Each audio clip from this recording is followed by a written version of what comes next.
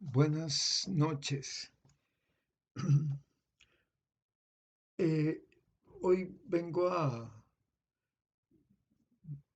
proponerles reflexionar sobre lo que podría ser una hermenéutica de la liberación desde Mesoamérica o el escuchar la voz de la selva. Y un primer punto para hablar sobre este tema es entender la lucha por la justicia y la opción de clase, que es un tema que ha perdido no solo auditorio, sino eh, fuerza comunicacional, convocatoria, etcétera.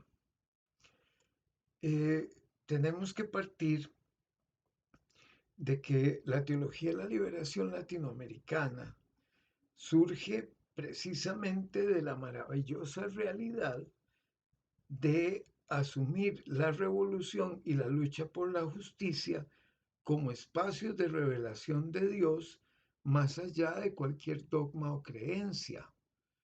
Esto es fundamental porque estaríamos hablando que en realidad el Espíritu de Dios inspira a la reflexión exhortativa y confortativa de su pueblo en esta lucha con otros, creyentes o no, pero en la unión de transformar un mundo opresivo y violento en un mundo más solidario y justo. Ese es el horizonte. Y en este sentido, lo que hizo fundamental la reflexión teológica fue la ortopraxis, es decir, la búsqueda de la correcta praxis de transformación. Las personas cristianas que ingresaron a los movimientos de lucha transformativa no desecharon su fe, encontraron en su fe herramientas y espíritu para salir adelante y luchar. Eh, entonces, lo primero es la ortopraxis, la recta práctica, la praxis más bien, y posteriormente la reflexión. Se hablaba de la teología como un acto segundo, muy importante ese punto. Ahora, yo quisiera unir a ese punto medular que estoy señalando de la ortopraxis otros elementos. Eh, el principal para mí en este caso es que la ortopraxis se nutre, se alimenta de la urgencia de vida, que es un acto social del aquí y el ahora, y esto incluye la urgencia de vida de los ecosistemas. La urgencia de vida es una temática muy olvidada que se encuentra en distintos lugares de la Biblia. Yo en estos casos siempre tomo como punto fundamental el Salmo 42, 43, dependiendo de si es Biblia católica o protestante, versos 1 y 2, que dice así: como ansía la sierva corrientes de agua, así mi alma te ansía, oh Dios, mi alma está sedienta del Dios vivo. ¿Cuándo entraré a ver el rostro de Dios? Esta es la idea fundamental. Venimos a Dios por nuestra sed de vida. La sierva, y esto no lo digo yo, lo dice Luis Alonso Schockel, señala, la imagen conjura un ansia animal vital. Dios está sentido y ansiado como agua. Tiene sed de Dios, agua que es vida del animal en el paisaje árido. La búsqueda de Dios se colorea de instinto elemental de conservación. Entonces nos acercamos a Dios como la sierva, porque estamos sedientos en un paisaje árido. La búsqueda del agua es fundamental para la vida. En consecuencia, la sed de vida es la energía impulsora de nuestra confianza en Dios y gestora de exploración de la revelación. Ahí está la base de la ortopraxis. Ahora, esta urgencia de vida tiene muchos colores dentro de la Biblia. El más conocido es el que está en los profetas, por ejemplo, como es el caso de Amós, que leo casi de inmediato.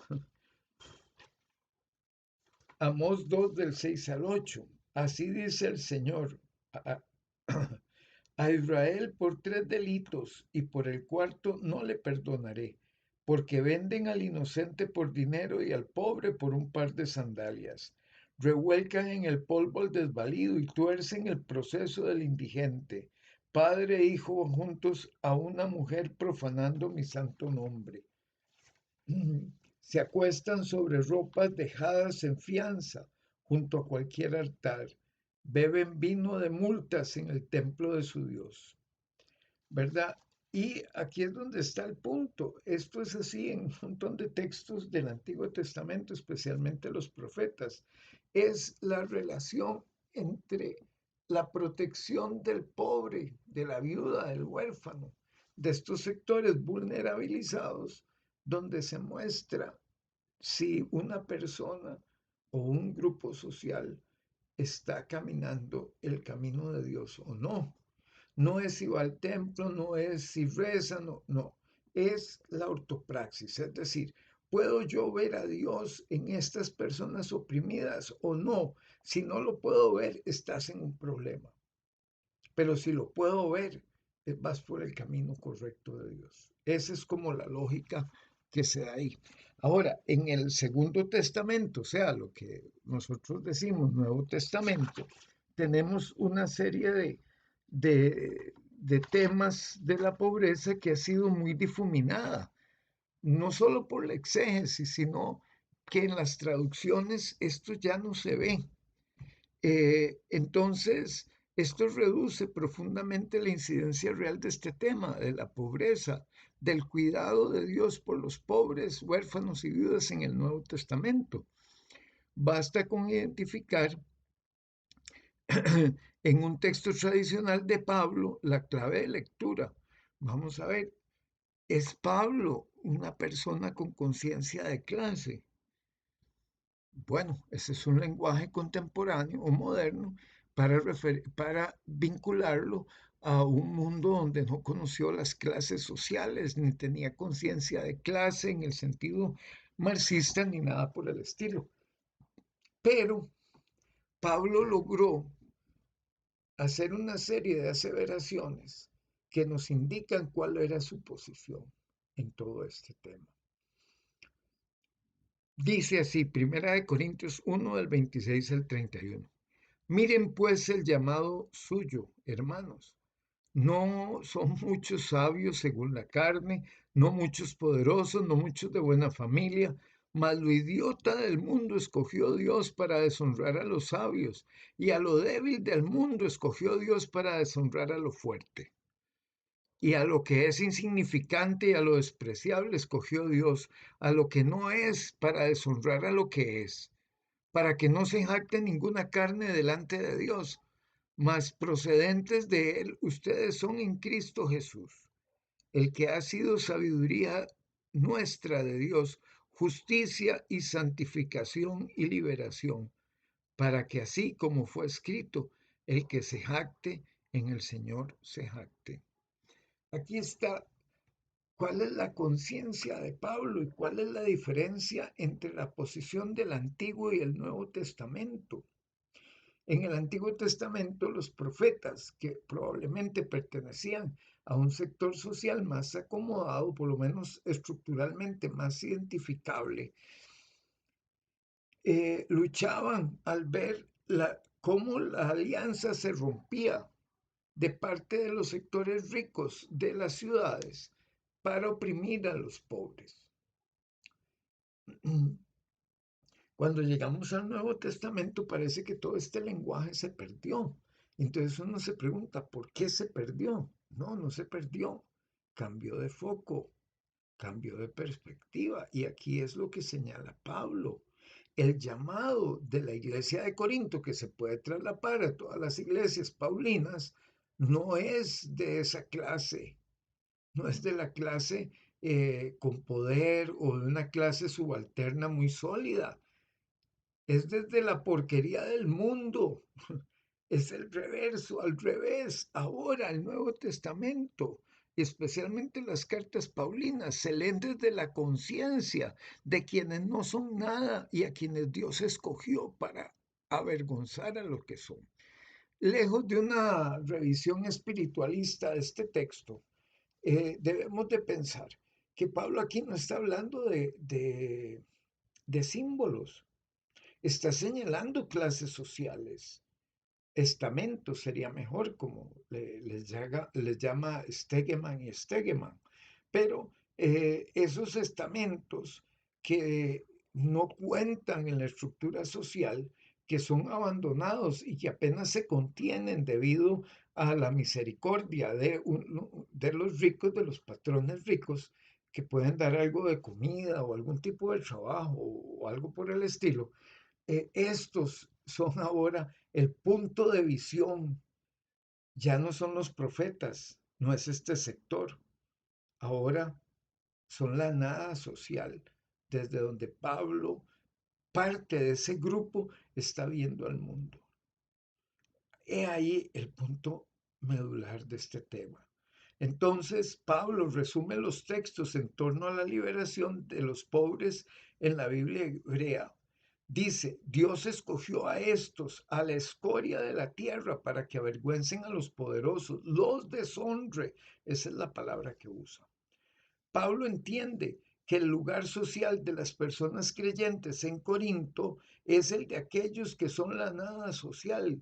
Decir excluidos es poco. Una nueva creación de la comunidad es desde el lugar social de estos, que no son y no tienen existencia social. El posicionamiento de Pablo es más radical que el de Santiago desde el punto de vista de clase, ¿verdad? Yo estoy usando el término clase de una forma muy superficial porque no se puede usar en este contexto, pero para poder hacer algún tipo de analogía con nosotros es necesario verlo así. Pero la teología de Santiago deja muy clara la posición de los pobres en el reino de Dios. Esta lucha que se ha presentado en varios frentes entre Pablo y Santiago nunca existió en realidad. Eso es un invento teológico, un mal invento teológico. Eh, y dice Santiago, escuchen hermanos míos amados, no escogió Dios a los pobres según el mundo, ricos en lealtad y herederos del reino, el que prometió a los que le aman a él. Pero ustedes deshonraron al pobre. No son los ricos los que los oprimen y arrastran a los tribunales. Es decir, esto es lo mismo. Pónganse en el otro punto donde está Dios. No se pongan en el lugar de los poderosos según el mundo. Ese es el mismo tema. Mientras que Pablo dice que Dios escoge a lo que no tiene honra para deshonrar a los poderosos, Santiago dice que los poderosos están deshonrando al pobre y con eso violan la elección de Dios. Entonces, el tema de la deshonra de los pobres no es otra cosa que su destrucción y misericordia es un tema central en el Nuevo Testamento también.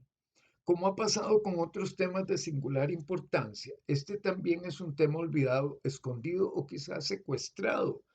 Lo que ha sucedido es que estos textos se leen desde una distancia clasista, digámoslo de otro modo. Nuestro posicionamiento como hermeneutas o exégetas o teólogos no es yo soy uno de esos pobres que han sido elegidos por Dios. Ese no es el punto de partida nuestro. El punto de partida nuestro, más bien, es que ellos son los pobres. No tenemos conciencia de clase. Hemos perdido la noción de Dios como aquel que cuida y protege a las personas vulnerabilizadas del mundo. Al hacer esta separación entre nosotros y los pobres, construimos dos espacios diferentes en el lenguaje y, por supuesto, en nuestra visión de la liberación. A eso me refiero con distancia clasista, cuando hablamos sobre los pobres o de los pobres o para los pobres. Nosotros nos reposicionamos en otra clase social diferente. Nosotros solo podemos hablar desde la clase que somos y tenemos, que es solo una en Cristo. Este es del reverso, es la que se ancla en la miseria y de donde Dios escogió a estos miserables para deshonrar a quienes el mundo considera honorables. Pablo también tomó una opción y se posicionó fuera del control de quienes tenían el poder en su momento. Dejó de confiar en lo que le daba honor y valor social para asumir la justicia de Dios como camino de vida. Esta es la otra contraparte. Esto es en Filipenses 3. Pablo no solo en Corintios habla de que Dios escoge a estos sectores para avergonzar o deshonrar a los otros sectores, sino que dice en Filipenses 3, 4 y siguientes, aunque yo tengo también de qué confiar en la carne. Si alguno piensa que tiene de qué confiar en la carne, yo más, circuncidado al octavo día, del linaje de Israel, de la tribu de Benjamín, hebreo de hebreos, en cuanto a la ley fariseo, en cuanto al celo perseguidor de la iglesia, en cuanto a la justicia que es en la ley, irreprensible. Pero cuántas cosas eran para mí ganancia, las he estimado como pérdida por amor a Cristo. Y ahí está el punto, el pedigrí de Pablo, que él lo pone aquí, bueno, de una manera tradicional, diciendo, yo tengo una historia, tengo una tribu, tengo unas raíces dentro de mi tradición. Y eso que yo consideré en algún momento la mayor de las ganancias, ahora la considero una pérdida para acercarme a Cristo. Por amor de Cristo. Y ciertamente dice, aún estimo todas las cosas como pérdida por la excelencia del conocimiento de Cristo Jesús mi Señor, por amor del cual lo he perdido todo y lo tengo por basura para ganar a Cristo y ser hallado en él, no teniendo mi propia justicia, que es por la ley, sino la que es por la fe en Cristo, la justicia que es de Dios por la fe. Bueno, si esto lo ponemos en perspectiva de clase, nos damos cuenta que en este caso eh, Pablo está haciendo unas aseveraciones brutales. Todo lo que mi pueblo me daba honor, lo he considerado basura, una pérdida por el amor que le tengo a Cristo. Y ahora estoy posicionado con los del otro lado.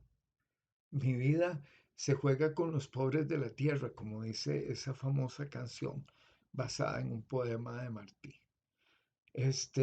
La lista de categorías de rango y estatus de las raíces de Pablo indica su estatus y su lugar social como uno prominente. Ha sido circuncidado el octavo día, del linaje de Israel y de la tribu de Benjamín. Es un hebreo de hebreos. En cuanto a la ley, fariseo. En cuanto al celo, perseguidor de la iglesia. Y en cuanto a la justicia que es en la ley, irreprensible. Él tiene todas las categorías para ser un hombre santo delante de todo el mundo. Pero eso que le daba estatus a él ha sido por él considerado basura, pérdida por el amor de Cristo. Ahí está su lucha y su conciencia de clase, que nace en la perspectiva de Cristo, que precisamente yo tengo que señalar, y ahorita se me pasa completamente como siempre, que mi memoria bíblica es buena, pero a veces cuesta que salga. Permítame un segundo. porque voy a... Sí, ahora, mientras hago este lapso, ustedes me disculpan. Quiero citar esta nota que pone Pablo también en Corintios. En estos textos que he citado de Primera de Corintios, que hablan sobre la vocación, su vocación, es decir, cómo es su llamado. Eh, él tiene una visión todavía más radical en el capítulo 2:6. Dice así: sin embargo, hablamos sabiduría entre los que han alcanzado madurez, y sabiduría no de este mundo, ni de los príncipes de este mundo que perecen, pero hablamos sabiduría de Dios en misterio, la sabiduría oculta, la cual Dios predestinó antes de los siglos para nuestra gloria, la que ninguno de los príncipes de este siglo conoció, porque si lo hubieran conocido, nunca habrían crucificado al Señor de gloria. Y aquí le pone el último clavo al ataúd. Este mundo es perverso, es una cita de Gálatas 1. El mundo perverso asesinó a Cristo, a Jesús de Nazaret en realidad. Y precisamente en esa condición es que Pablo entiende que el poder de esta orden de su época produce muerte. Ni la ley pudo salvar a Jesús, ni la ley romana, ni la ley judía, ninguna. Todos llevan al mismo camino y es a la muerte. Ahora, también tenemos un problema muy grave nosotros, aparte de esta falta de conciencia de clase, que yo quisiera, ya lo voy a retomar, pero la frase que tengo, que realmente es producto de mi lectura de Severino Croato, es así: la Biblia necesita aprender del Caribe. La Biblia necesita aprender del Caribe. ¿Por qué? A eso vamos. Eh, para mí no hay ninguna diferencia entre comunidades humanas y sistemas ecológicos. Las comunidades humanas, las culturas humanas están vinculadas siempre como colectivo, no como individuos, a sistemas ecológicos particulares. No es lo mismo la gente que siembra aceitunas y produce aceite de oliva que la gente que siembra maíz. No es lo mismo, no es la misma forma de vida. No es lo mismo vivir en un mundo seco y árido a un mundo donde llueve de torrentes. Son formas de vida diferentes, son culturas diferentes, seres humanos que se modifican en ese proceso. Severino Croato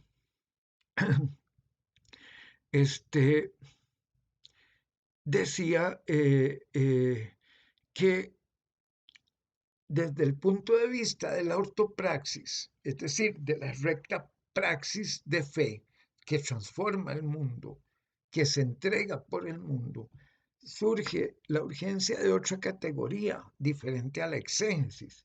Mientras exégesis es sacar del texto, él decía: no, nosotros necesitamos hacer eisegesis, meter en el texto. ¿Qué significa eso? Bueno, a eso vamos. Entonces él decía esto: llegados hasta acá, debe quedar firmemente establecido que la exploración del sentido de un texto no se reduce a un trabajo crítico puramente literario y académico. Existe también una praxis del crítico o de su contexto sociohistórico que da el parámetro de la lectura. No se sale del texto, exégesis del griego hago, conducir, guiar, trayendo un sentido puro, recogido de dentro, como el buzo trae a la superficie del mar un coral, o como se saca un objeto de un cofre. Antes se entra en el texto, eisegesis, con preguntas que no son siempre las de su autor, desde un horizonte vivencial nuevo que repercute significativamente en la producción del sentido de la lectura. Pero vamos a dar un poquito más, porque después, años después, como 15 años de haber escrito este libro sobre hermenéutica de la liberación, escribí un artículo que realmente, bueno, a mí me ha impactado mucho siempre. Dice así, esta no es una cita, es un resumen. Severino Croato también pensaba que en el mundo bíblico expuesto en lo que conocemos como Antiguo Testamento, Israel había aprendido de las otras culturas, incluyendo sus aprendizajes en las formas como describían a Dios. Bueno, un caso es el nombre El, que no tiene nada que ver con la tradición israelita, pero sí con la tradición cananea.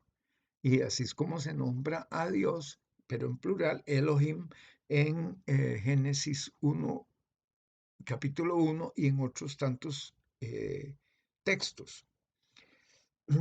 Es decir, la revelación del Dios bíblico no se trató de un evento totalmente nuevo, sino de la síntesis de distintos eventos desde una perspectiva nueva.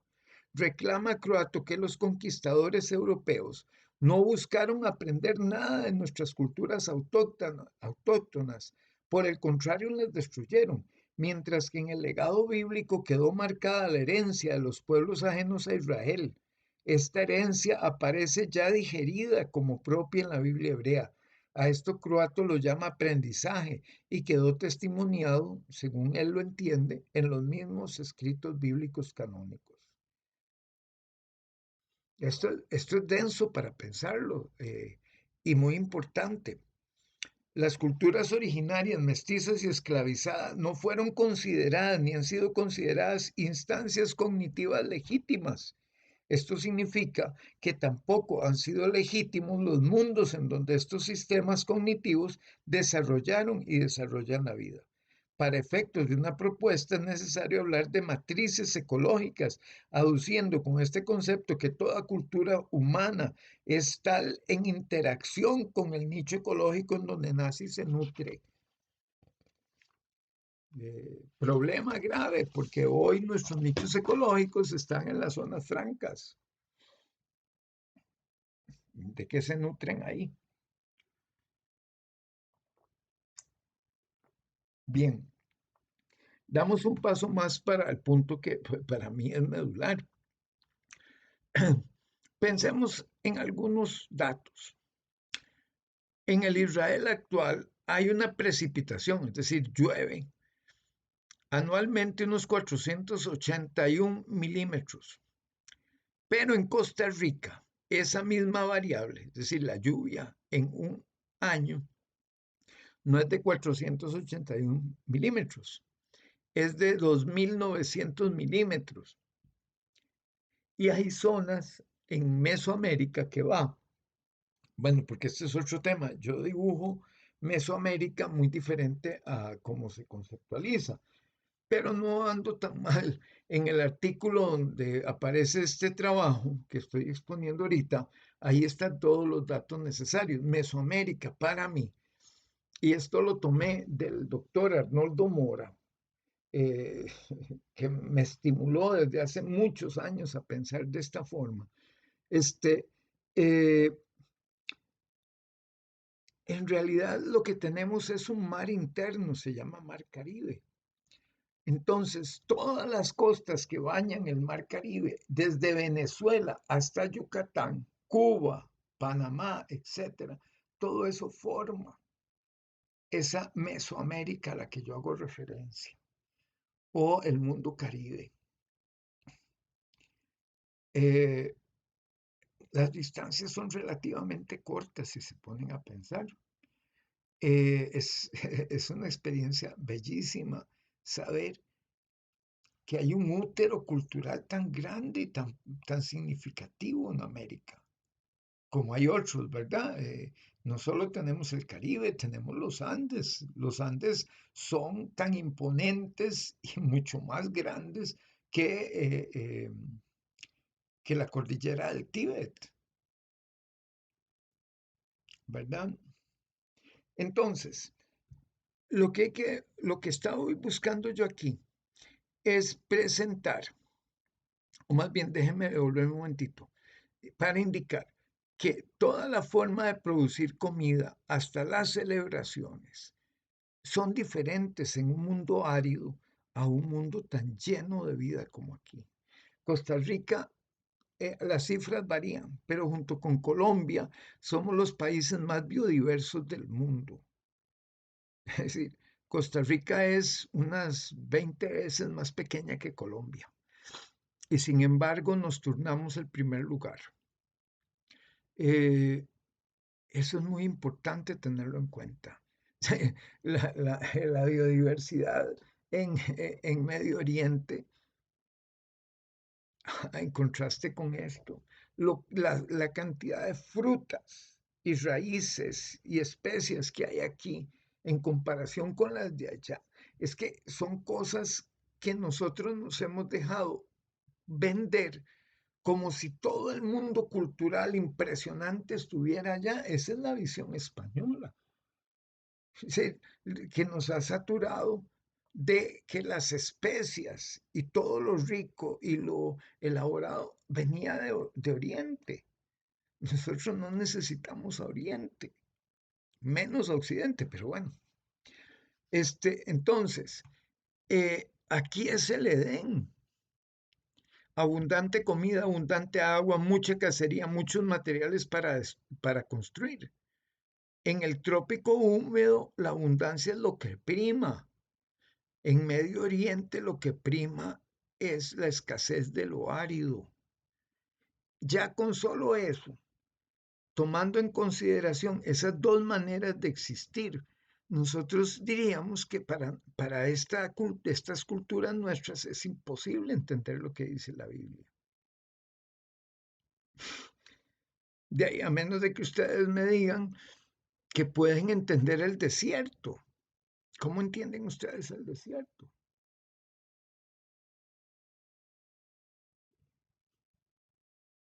En fin, entonces lo que sigue a esta, a esta idea es hacer una serie de categorías de análisis hermenéutico que permitan ingresar la selva dentro de la Biblia. No se trata de reescribir la Biblia, sino de releerla. En este sentido, la primera afirmación que debo hacer es que en su dinámica la vida es caótica, es decir, los sistemas vivos son sistemas abiertos que se afectan por muchas variables, no están en un laboratorio. Ninguna parte de nuestro mundo físico real está encerrado entre cuatro paredes, evitando que elementos externos entren y modifiquen ese mundo. Ustedes se pueden imaginar lo que era un huracán en el año 1400, lo que arrasaba, la destrucción de la naturaleza aquí en Yucatán o en lo que hoy es Honduras, etcétera. Esa gente no la tuvo fácil, ¿verdad?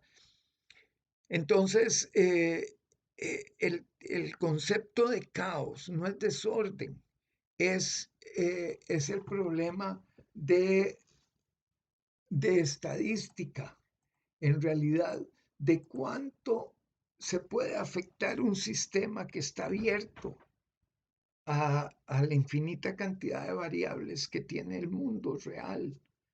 Ese es el caos. No podemos predecir lo que va a pasar. El concepto de caos, entonces, hace referencia a dinámicas de los sistemas abiertos fuera de equilibrio. Yo sé que lo ideal nuestro es que todos vivamos en armonía y equilibrio. Bueno, la naturaleza no es así. La naturaleza se equilibra y se desequilibra. No hay el equilibrio como una constante. Bueno, la podemos ver como constante porque la vida humana es corta. Si nosotros viviéramos 5.000 años cada persona, hubiésemos visto una gran cantidad de modificaciones del entorno. Pero como vivimos 60, 70, 80, 90 años, pues en ese lapso no pasa nada o no lo vemos. Estos sistemas son los sistemas vivos. Así, el concepto de Dios no podría desde el Caribe pensarse como algo ordenado.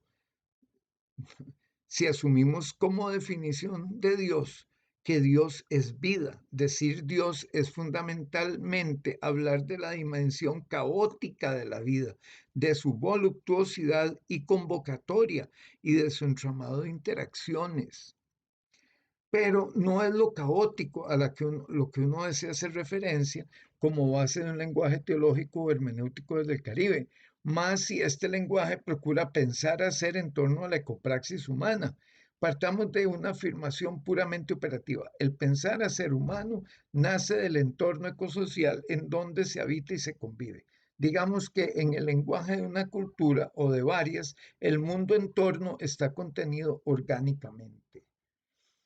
Por esta razón podríamos pensar en el maíz como el gestor del ser maya.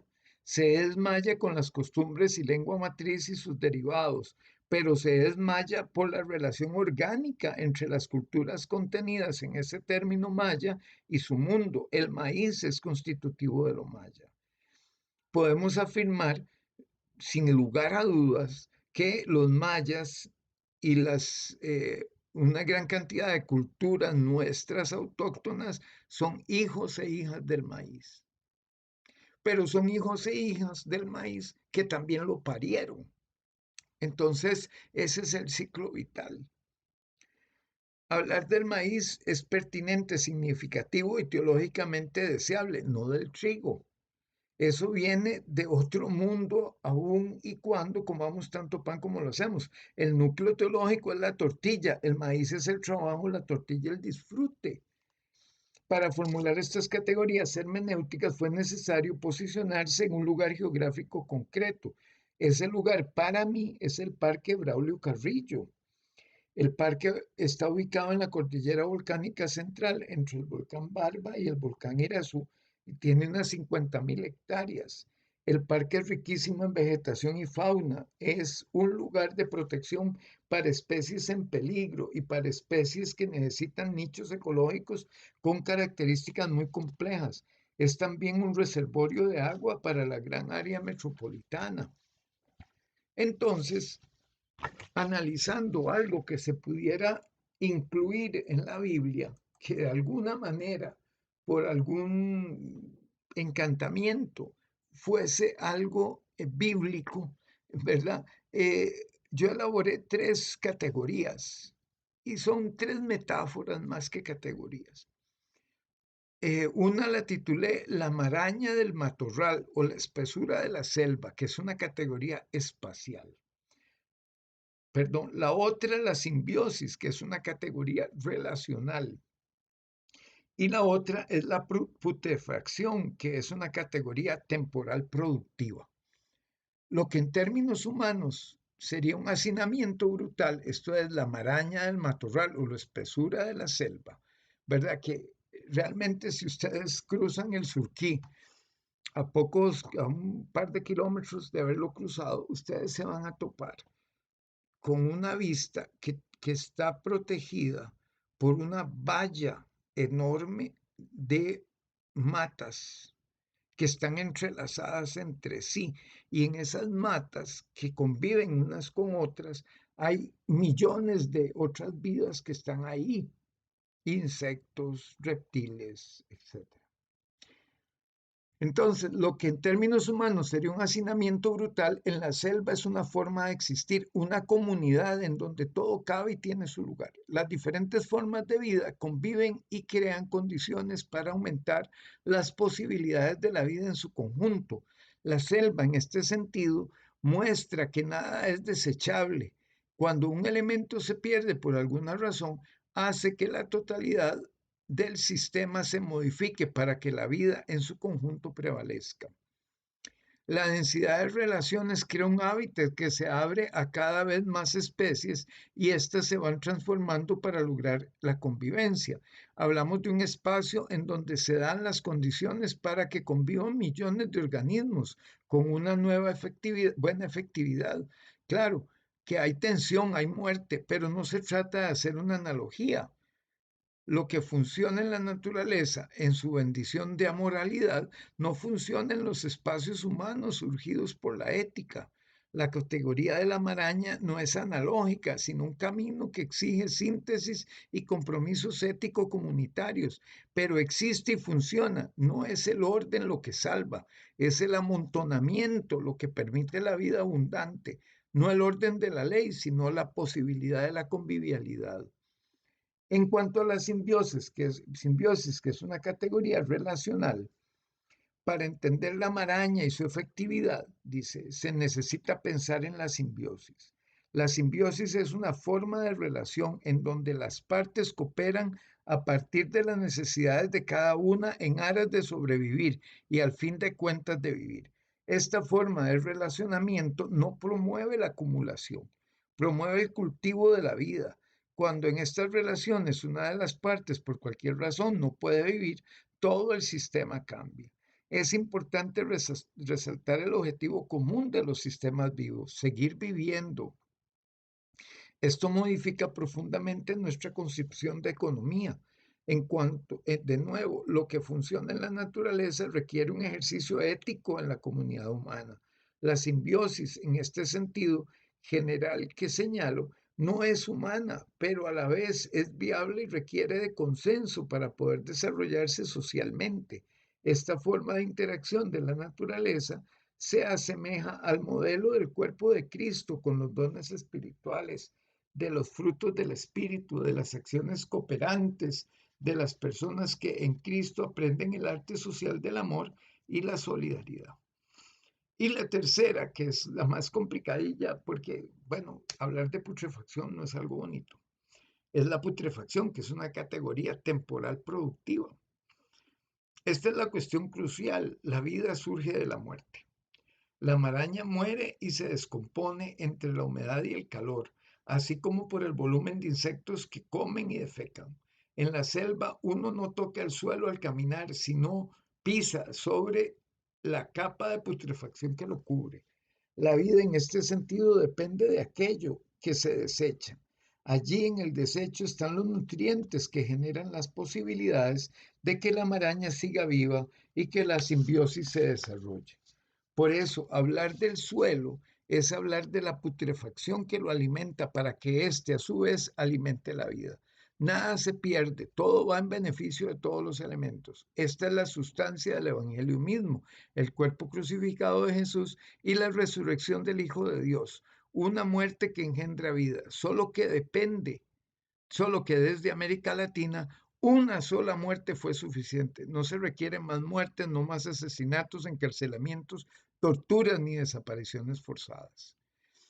Ahora, estas categorías o grandes metáforas se pueden transformar en mediaciones bíblico-hermenéuticas y eso es lo que voy a hacer inmediatamente.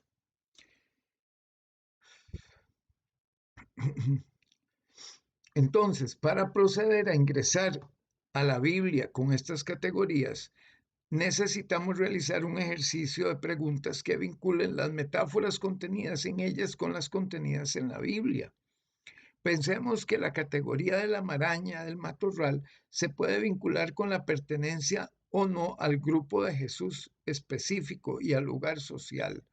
En el caso de la categoría de simbiosis se puede vincular con la concepción de la dinámica de las comunidades expresadas en el Segundo Testamento. Por último, la categoría de putrefacción podemos vincularla con la concepción del asesinato de Jesús y su muerte como liberadora y su resurrección como acto de justicia de Dios. La categoría de la maraña del matorral tiene que ver con el espacio de participación que se abre dentro de la comunidad de fe en torno a Jesús y de la noción de familia sustituta. Dentro de esta dimensión espacial es fundamental entender la fuerza de la transformación cósmica de las comunidades, sobre todo paulinas, en donde las antinomias de la época que han pasado, que ha pasado, se transforman en, de la época, perdón, que ha pasado, que ya terminó, se transforman en esta nueva época que se vive en la muerte y resurrección de Jesús. ¿Cómo logramos ocupar espacios en el mundo que expresen de una manera de ser y actuar dentro del mundo nuevo abierto por la presencia del reino de Dios? Al hablar de espacio, hablamos de organización y las formas de convivencia de las diversidades. Las comunidades de fe podrían ser espacios de aceptación y acogida a partir de este concepto de matorral. Entonces, algunas preguntas para trabajar con estas metáforas. ¿Es mi comunidad de fe un espacio en donde cabe todo el mundo en el convivir? ¿Cuáles son los mecanismos de segregación de mi comunidad? ¿Cómo articula los discursos y las prácticas de exclusión? ¿Existe conciencia en mi comunidad de la urgencia de aprender a compartir un espacio de fe? Y claro, aquí cabe muy bien Gálatas 3, 26 al 28, pero viniendo la fe, no estamos bajo el pedagogo, pues todos hijos de Dios somos por medio de la fe en Cristo Jesús. Pues cuantos en Cristo fuimos bautizados, en Cristo fuimos revestidos. No existe judeano ni heleno, no existe esclavo ni libre, no existe varón o mujer, pues todos ustedes son uno en Cristo. Colosenses 3:11 también, donde no existe heleno y judeano, circuncisión e incircuncisión, bárbaro o escita, esclavo o libre, sino Cristo en todas las cosas y también en todos. O Gálatas 5:6, pues en Cristo Jesús ni la circuncisión es algo, en algo es fuerte, ni la incircuncisión, sino la fe que por medio del amor que lleva dentro actúa. Y ahí está la clave en 5:6. Esa es la ortopraxis, el amor la fe que por medio del amor actúa. Lo que parece obvio es que estos grupos de antinomias son abarcantes, expresan una cosmología, una totalidad del orden del mundo. Mujeres y varones, esclavos y libres son las grandes categorías de organización del mundo. Claro que en un mundo alternativo que rompe los límites aceptados existen tensiones, pero también existirá la alegría de la convivencia. Hemos puesto el acento en las tensiones y no tanto en la fiesta del convivir. La fe cristiana asume la comunidad como forma de existencia en el mundo. La categoría de la simbiosis es una categoría relacional y esta es la siguiente categoría. Recuperamos el significado cristiano de la comunidad como apoyo mutuo y solidaridad humana y ecosistémica, solidaridad y cooperación como medios para sobrevivir, pero también como medios de realizar el objetivo de vivir en conjunto en Cristo. Preguntamos, ¿han aprendido nuestras comunidades de fe la responsabilidad social que deriva del hecho de ser parte de un mismo cuerpo? ¿Son capaces nuestras comunidades de valorar la nutrición social y el ecosistema como el camino que la fe nos reclama? Preguntamos, ¿han aprendido nuestras comunidades de fe entonces eh, hacer comunidades, a verse como comunidades, como grupos que están en convivencia? Y ahí tenemos a Efesios 4, 15 y 16. Pero hablando con verdad en el amor, crezcamos en Él en todas las cosas. Él que es la cabeza, Cristo, de quien todo el cuerpo, estando bien ajustado y unido por la cohesión de las coyunturas que las coyunturas proveen, conforme al funcionamiento adecuado de cada miembro, produce el crecimiento del cuerpo para su propia edificación en amor. En estos dos versos de Efesios se refleja la dinámica de la simbiosis. Lo fundamental es la cooperación para la vida de todo el ecosistema y en particular del humano. La simbiosis funciona como una estrategia de interrelacionamiento para la vida del conjunto. El conjunto es el objetivo, no el individuo. La persona se realiza, se realiza para sí, pero también se realiza en el desarrollo de sus dones y capacidades para la comunidad. Y el último caso es el de la putrefacción, ¿verdad? Que es una categoría temporal productiva. Se trata de la concepción de que la vida surge de la muerte y que de la muerte germina vida. Esta sería la metáfora vinculada al asesinato de Jesús y su resurrección. El mundo real es sucio, la selva genera putrefacción y en ese laboratorio se producen los elementos que se requieren para la nutrición de la comunidad. Preguntemos, ¿han aprendido nuestras comunidades a aceptar la muerte y con ella su contraparte de vida? entendemos la muerte de Cristo como una experiencia real de donación que implica la destrucción misma de la noción de muerte, de sacrificio y de dolor. Y Juan 14:25, amén, amén, les digo, si no muere, perdón, si el grano de mostaza cayendo en la tierra no muere, éste permanece solo, pero si muriese, mucho fruto atraerá. Esta es la clave en que se puede leer también todo el capítulo 15 de Primera de Corintios. La muerte como metamorfosis y un paso previo a resucitar. La diferencia de los cuerpos y su gloria. De esto trata este capítulo. Pero alguno dirá, ¿cómo serán levantados los muertos? Más, ¿con qué tipo de cuerpo vienen? Tonto, lo que tú siembras no produce vida si no muriera. Y lo que tú siembras no es el cuerpo que llegará a ser, sino el grano desnudo, sea de trigo o de cualquier otro grano. Y si Dios da cuerpo tal y como quiso a cada semilla su propio cuerpo, no toda la carne es la misma carne, sino que de verdad una es la de los seres humanos y otra la del ganado, y otra la de los pájaros y otra la de los peces y cuerpos celestes y cuerpos terrestres, pero en verdad otra la gloria de los celestes y otra la gloria de los terrestres. Otra la gloria del sol, otra la gloria de la luna y otra la gloria de las estrellas, pues una estrella de otra estrella difiere en gloria. Así también la resurrección de los muertos. Se siembra un cuerpo en corrupción y se es levantado y es levantado un cuerpo incorrupto. Es sembrado en deshonor y es levantado con gloria. Es sembrado en debilidad y es levantado con poder. Es sembrado un cuerpo físico, es levantado un cuerpo espiritual. Si hay un cuerpo físico, también hay espiritual. Entonces, una hermenéutica ecológica no tiene que ver con exaltar las bondades de la creación contenidas en la Biblia. La Biblia está inmersa en el desierto, en la aridez, no sabe nada de los bosques tropicales húmedos, no conoce este mundo.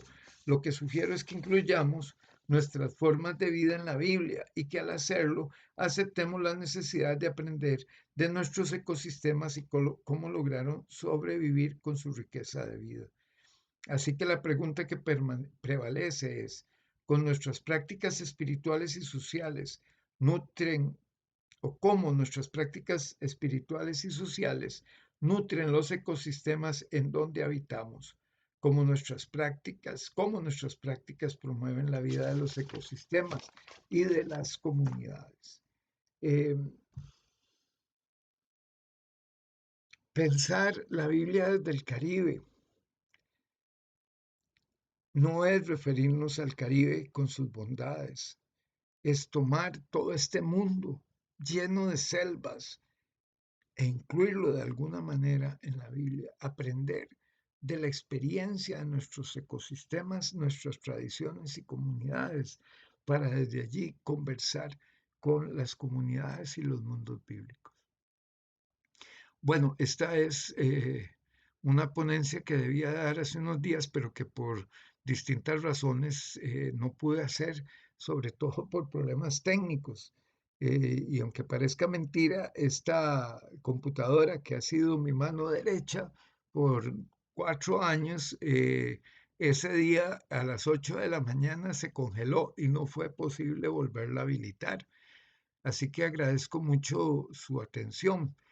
Saldrá en la revista Cibo en unos meses este artículo con el mismo título, que es Hermenéutica de la Liberación desde Mesoamérica, escuchar la voz de la selva. Entonces, cuando esté, pues lo pondré en mi página de Facebook para que ustedes, si tienen a bien, lo puedan leer de ahí. Muchísimas gracias por su atención y muy buenas noches.